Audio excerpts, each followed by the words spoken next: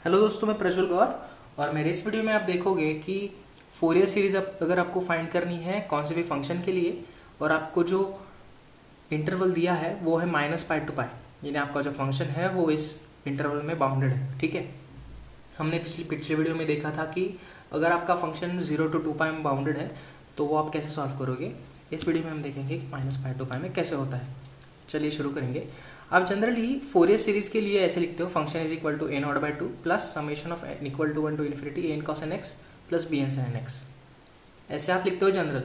और कौन से भी अगर कौन सा भी फोरियर सीरीज अगर आपको सॉल्व करना है तो आप सबसे पहले चेक कर लीजिए कि वो फंक्शन जो है वो इवन है या फिर ऑड है। उसके हिसाब से आप an और bn की वैल्यूज़ आप लिख सकते हो।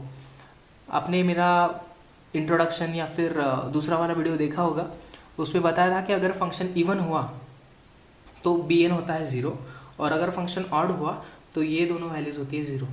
उसके लिए आपको इसको चेक करना है। तो हम चेक करेंगे कि ये फंक्शन ऑड है या इवन है। अब आप ही बताइए, अगर मैंने यहाँ पे नेगेटिव डाला, नेगेटिव साइन डाला, चेक कैसे करते हो आप? x की जगह पे आप नेगेटिव डालते हो, -1 डाल दीजिए। अब यहाँ पे अगर मैंने माइनस डाला तो ये जो फंक्शन है पूरा e⁻ax ये नेगेटिव हो जाएगा क्या? नहीं ना, तो इसलिए ये इवन नहीं हुआ। ठीक है, और अगर मैंने यहाँ पे नेगेटिव साइन डाल के चेक किया कि इसके बाहर अगर नेगेटिव साइन आया तो ये ऑड हो जाएगा, लेकिन ये ऑड नहीं होता। मतलब e⁻x ऑड भी नहीं है, इवन भी नहीं है, यानी ये केस कौन सी है? Neither even nor odd. ठीक है, और कोई कोई ऐसे कैसे चेक करता है कि अगर ये y एक्सिस के अबाउट सिमेट्रिकल हुआ तो ये हो जाएगा इवन फंक्शन, या फिर अगर सिमेट्रिकल अबाउट ओरिजिन हुआ तो हो जाएगा ऑड फंक्शन। लेकिन ये जो e⁻x का ग्राफ है ये कुछ ऐसे आता है, e⁻x का ग्राफ ऐसे आता है। मतलब ये जो y एक्सिस है इस ओरिजिन के थोड़ा लेफ्ट साइड से ये शुरू होता है, यानी ये सिमेट्रिकल है ही नहीं। मतलब e⁻x neither even nor odd ये फंक्शन है। ओके, तो हमें ये तो क्लियर हो गया कि a0 की वैल्यू 0 नहीं होगी, an की भी वैल्यू 0 नहीं होगी, और bn की भी तो मतलब होगी नहीं। ये हम पूरा इसका यूज़ करेंगे, a0, an और bn का। तो चलिए इसकी वैल्यूज़ फाइंड करेंगे।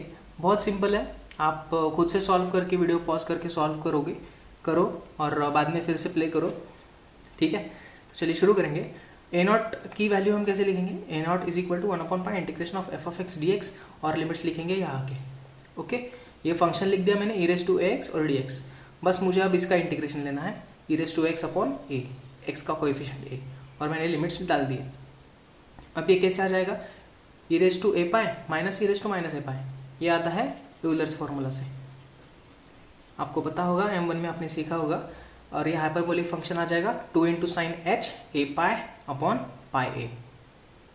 यहाँ पे 2 होता है नीचे sin h, और ये 2 मल्टीप्लाई होने से ये ऐसे आ जाएगा। ओके, a0 की वैल्यू क्या आ गई आपकी? 2 × sin h a⁻π/a, a0 की वैल्यू। अब हमें फाइंड करनी है an की वैल्यू। an की कैसे होगी? अगर आपको n फाइंड करना है तो cos n से मल्टीप्लाई, cos nx से मल्टीप्लाई, e⁻x लिखा, cos nx लिखा और dx लिखा। अब मैंने डायरेक्टली ये फॉर्मूला लिखा है। मैंने अपने इसके पहले वीडियो में मैंने बताया था कि आपको अगर ऐसे फॉर्म दिखा तो आप डायरेक्टली ये शॉर्टकट यूज़ कर लीजिए। अगर आपने वो वीडियो नहीं देखा तो ज़रूर देखिए। ठीक है, तो इसे हम कैसे लिखते हैं? e⁻x, हम इसे जनरल फॉर्म में कैसे लिखते हैं? e⁻x × cos bx × dx। तो हम इसका कैसे लिखेंगे? e⁻x/a² + b²। यहाँ पे b की वैल्यू क्या है? n²। ओके, और ब्रैकेट के अंदर हमें क्या लिखना है? अगर cos से मल्टीप्लाई होगा तो पहले हम a लिखेंगे, उसके बाद में डायरेक्टली cos लिखेंगे, प्लस n यानी b, plus b × sin bx। यहाँ पे b की वैल्यू क्या है? n, इसलिए मैंने यहाँ पे n लिखा। अगर cos होगा तो बीच में प्लस साइन देना है, और आपको बस यहाँ पे लिमिट्स पुट करनी है। तो लिमिट्स पुट करने के बाद इसकी वैल्यूज़ क्या आ जाती है? n is equal to 1/π, e⁻π है, बस मैंने लिमिट्स पुट किए। लिमिट्स पुट करने के बाद ऐसे आया ये कुछ, इंटू a cos nx और माइनस e⁻πa/n² + a², और ब्रैकेट के अंदर a cos nπ। ओके, तो 1/π अब ये मैंने बाहर ले लिया, सिंपल सा।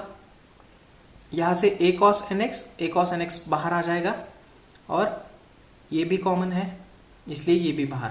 अंदर क्या बच जाएगा? सिर्फ e⁻a माइनस e⁻a। इसकी वैल्यू क्या थी? Two sine h into x. A naught की जैसे हमने निकाली थी वैसे ही, मतलब ए एन की वैल्यू क्या आ गई आपकी, a into -1/n upon pi a square plus n square into two sine h a x. Okay, आपको अभी फाइंड करनी है वैल्यू ऑफ बी एन। तो बी एन की वैल्यू कैसे आ जाएगी, बस आपको साइन एन एक्स से मल्टीप्लाई करना है। 1/पाई integration of f of x into sine n x into d x, और लिमिट्स हमने -पाई टू पाई डाल दी। बस अब ई रेज टू एक्स डाल दिया। अब यहाँ पे पिछले में क्या था, ए एन के केस में कॉस एन एक्स था, अब यहाँ पे साइन है।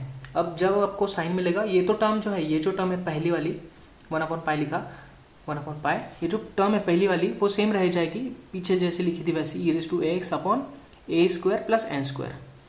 और ब्रैकेट के अंदर अभी क्या आ जाएगा, अब यहाँ पे साइन एन एक्स के साथ मल्टीप्लाई है, तो मैंने पहले साइन एन एक्स लिखूंगा, और साइन एन एक्स इसलिए मैंने यहाँ पे निगेटिव साइन दिया। बाद में लिखा बी की value n cos n x, और लिमिट्स पुट करनी अभी बस।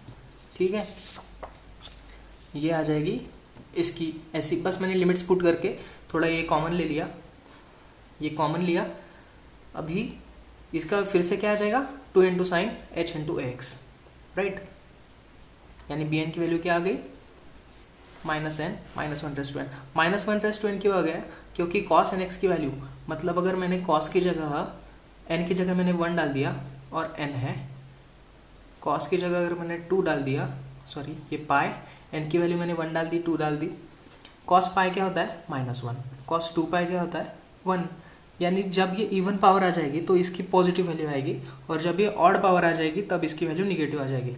इसलिए मैंने इसका जनरल फॉर्म लिखा -1/n into two sine h a into pi, right, ऐसे मैंने लिखा।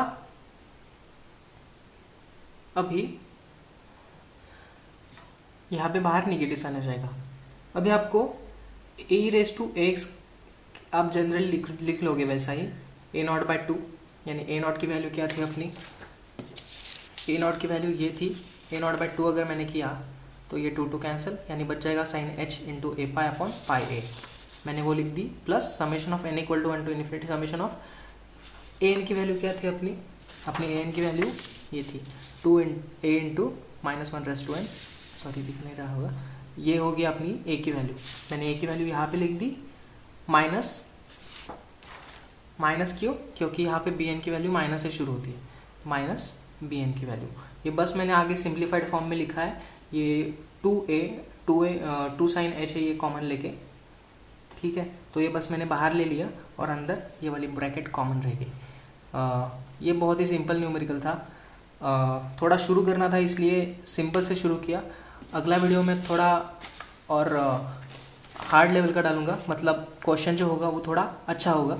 ये बहुत ही सिंपल था। अगर आपको ये वीडियो अच्छा लगा होगा और समझ में आया होगा तो लाइक कीजिए, कमेंट कीजिए, कुछ डाउट वगैरह होगा तो okay. Thank you guys and all the best for exams.